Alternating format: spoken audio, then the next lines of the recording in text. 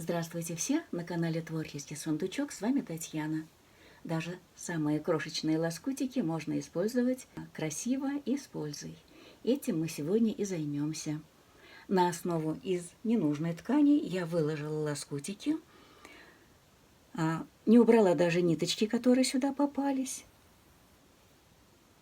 Заготовку я пропарила утюгом, чтобы лоскутики лежали ровненько, не топорщились.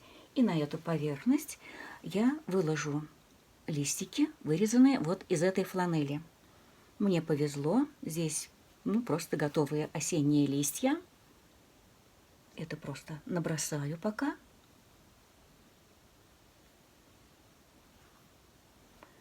Но не всем так повезет.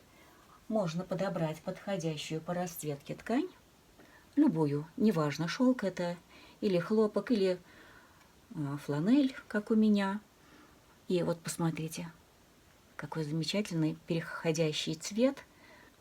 Это шелковая ткань портьерная.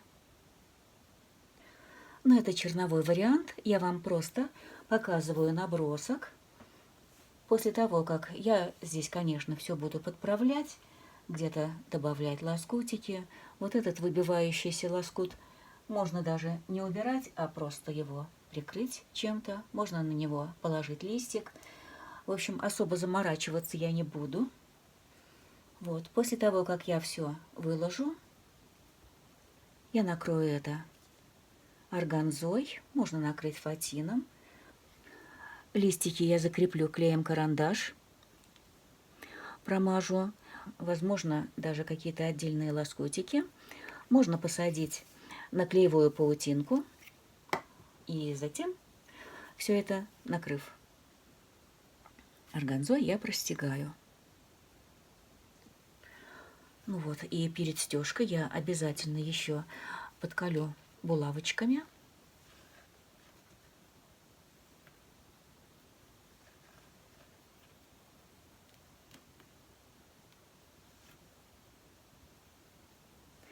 Вот, я простегала заготовку редкой строчкой, то есть я стегала таким образом, чтобы закрепить все лоскутики, и при этом я обходила все листики. Листики – это отдельная песня. Листиками я займусь, уже подложив утеплитель. Ну и вот заготовка. При простегивании по утеплителю листики приобретут некоторый объем, потому что утеплитель такой толстенький. Ну вот, я простегала, получилось толстенько, уютно, держать в руках приятно. Так вот выглядит изнанка. И это у меня не подкладка, а вот такая подложка. Концы нити я вытянула наизнанку.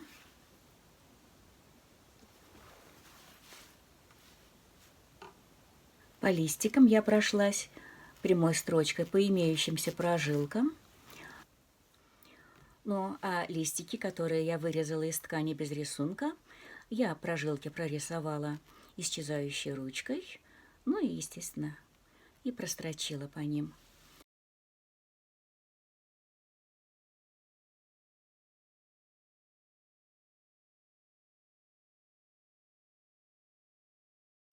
И вот теперь мне осталось эту деталь осноровить, вырезать по размеру.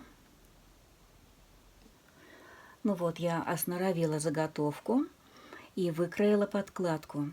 Подкладку я выкроила из того, что у меня имелось. Немножко не хватило.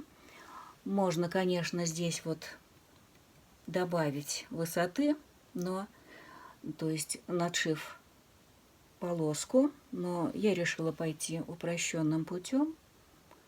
Сейчас я окантую заготовку с 3 сторон, и верхний край я оставлю свободным.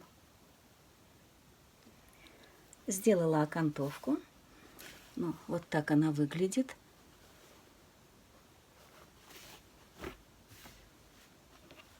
И теперь верхний свободный край я подворачиваю вот таким образом и подгибаю, но не плотно, охватывая срез, а немножко приподняв, чтобы здесь вот было посвободней. Ну и вот таким образом у меня получилась кулиска, в которую я вдела вот такую тесьму. Можно любой шнур сюда вдеть, который будет по цвету подходить нашей заготовки, который будет подходить по цвету. Но я решила сделать в цвет подкладки. Концы шнурков я завязала вот так узелком и привязала вот такие бусинки. Можно вдеть покрупнее бусины, а можно вообще оставить просто узелок. Ну и понятно, что раз это шнур, и это кулиска, и это будет собираться вот таким образом. Ну и вот так это выглядит в сосборенном виде.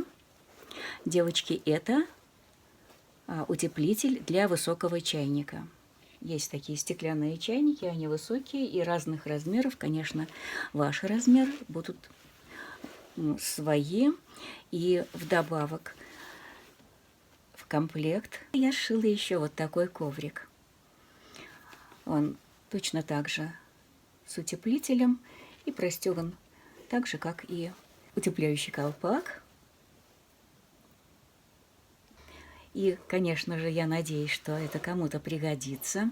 Получился вот такой безразмерный колпак утепляющий. И здесь хороший запах. Вот. И использовать можно не только для чайников, но и для каких-то кастрюлей, может быть, горшочки какие-то.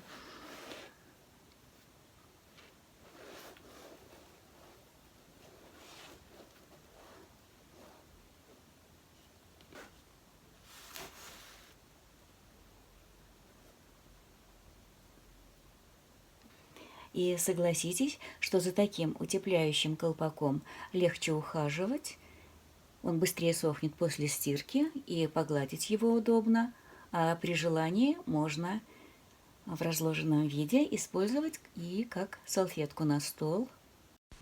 И если вам понравилась такая идея, ставьте лайки, пишите комментарии, жмите на колокольчик, чтобы получать уведомления о моих новых работах.